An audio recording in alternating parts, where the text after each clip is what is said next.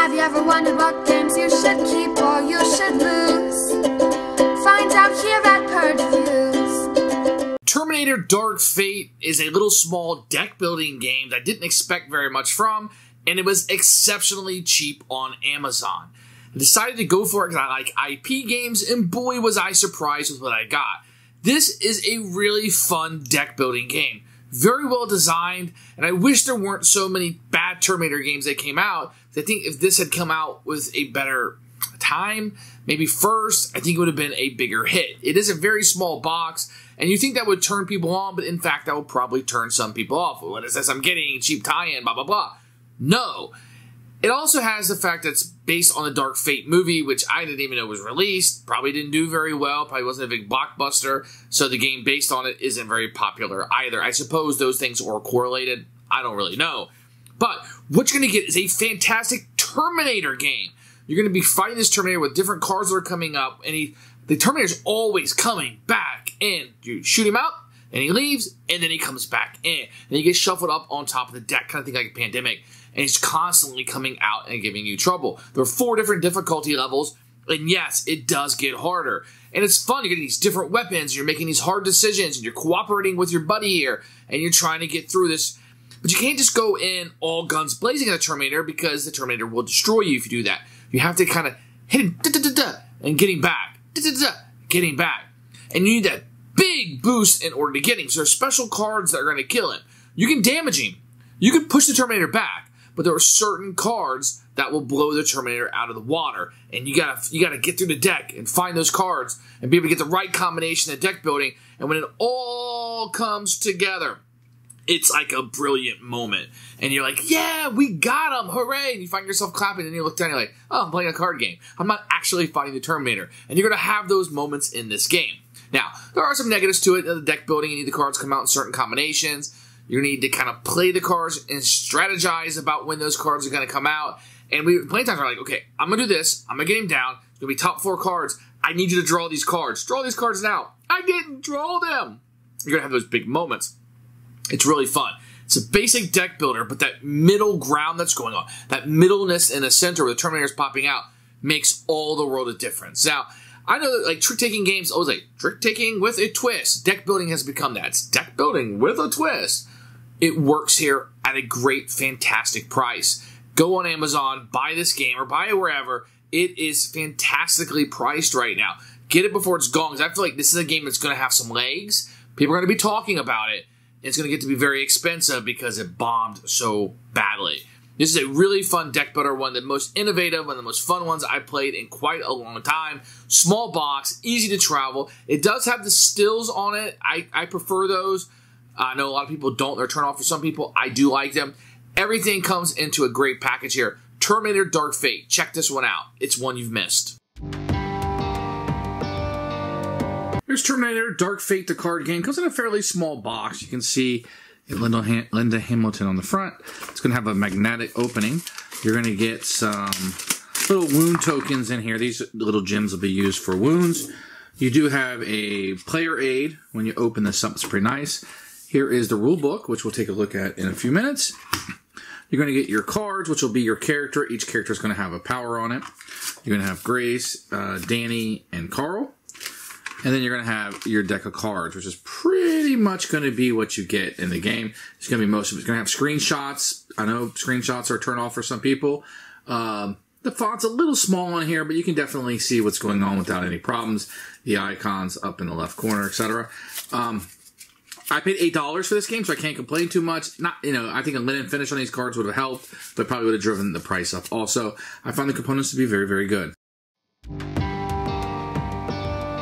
Here is the rule book. You open it up, you're going to get an introduction to the game with a picture of all of the components. You're going to get set up and kind of how you play through the game.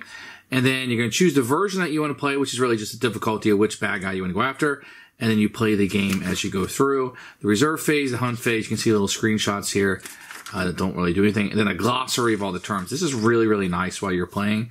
A very good inclusion of the game. And there's some option roles if you want to play solo or whatever. And then another player aid on the back. I found the game to be very easy to learn from the rule book. I feel like they broke it down really easily. Most of us have played deck builders, so you have a general idea of how to play anyway. To start the game, you're going to shuffle up the deck of cards. You are going to set the wound cards aside in case you need those.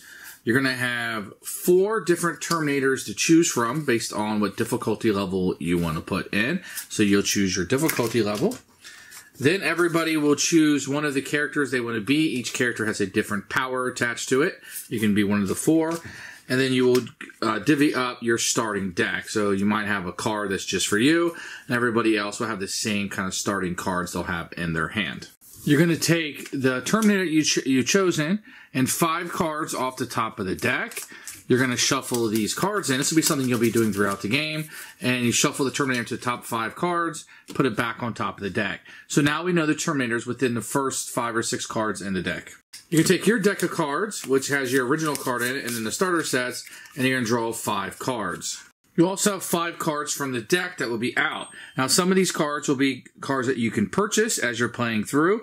The price is at the bottom. Some of these will be attack cards that will come up if the Terminator comes out. He may use the attacks against you, so you might want to get rid of them as quickly as possible.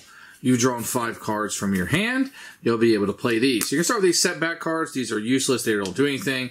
The prep cards, each going to give you an icon. 1, 2, 3, 4. And that's kind of your currency in the game. So I have $4 that I could use to spend. I can't do these because these only take attack cards.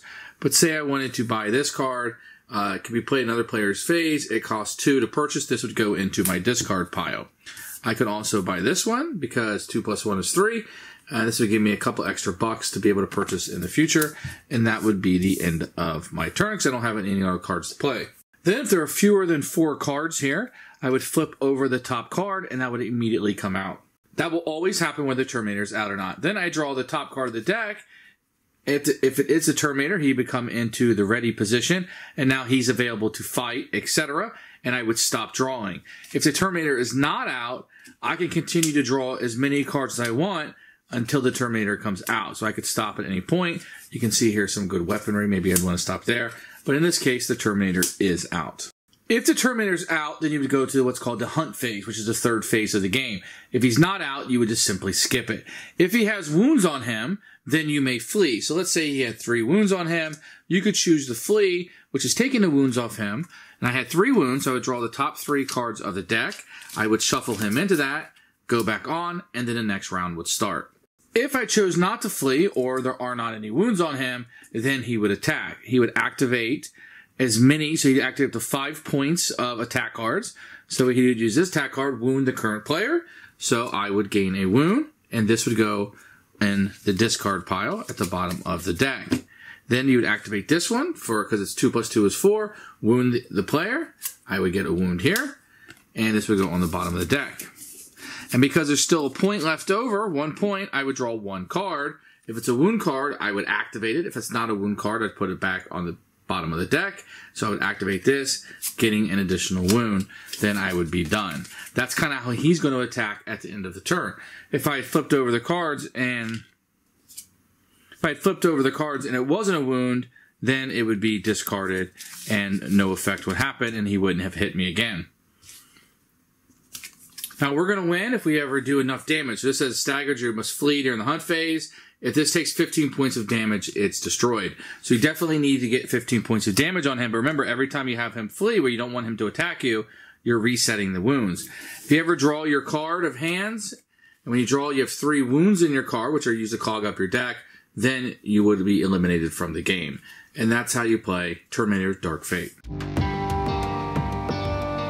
Who should buy this game? Anyone that's a fan of Terminator. This is probably, I'm trying to rack my brain, but I think this is the best Terminator game that's ever been released. I know it's on Dark Fate, a movie you probably haven't seen. If you're a fan of that, you absolutely want to play this. But if you like Terminator at all, I mean, in a deck building game, this really gives me that feeling, that dread of the Terminator just keeps coming back at me, and I liked it quite a bit. If you're wanting a small box card game, this could definitely do it. You want a 2 plus, you can play with 4, whatever, and you can play with more players. This really does it. If you like the aspect of setting a little small card game, everything here is no expansions, everything is contained. That's a plus. So if you're looking for a good family time of killing Terminators, this is it. Keeper for us.